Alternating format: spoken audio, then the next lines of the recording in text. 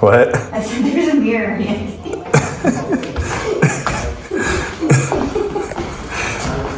Oh, how convenient. Oh, perfect. Okay.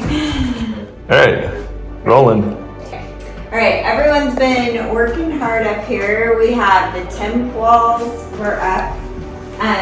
We just put in this huge glulam beam coming across. This is where the opening's gonna be for the kitchen.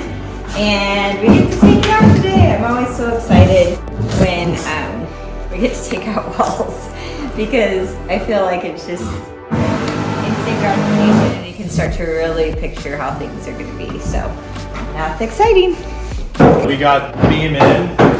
Putting the posts in the basement right now, but basically to put this beam in, we built temp walls on the sides of the beam to catch the wall joists. And these are just temporary to hold that while we put the beam in.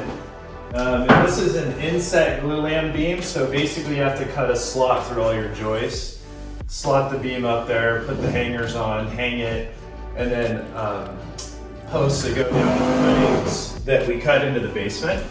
And we can show you those too. It's kind of an interesting design on the footings.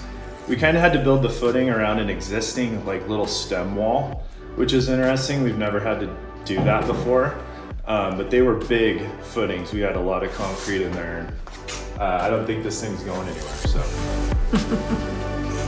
So this is, we're in the basement now. These are our footings for our posts and our beam. And the interesting thing about these footings is we have two different floor elevations in this basement. There's a high floor and a low floor. So, and we had a stem wall going down between the two elevations. So we basically just built our footing around this existing wall and doweled through it with rebar and locked it all in. And it saved a lot of work. Not having to go low and grade on this side much.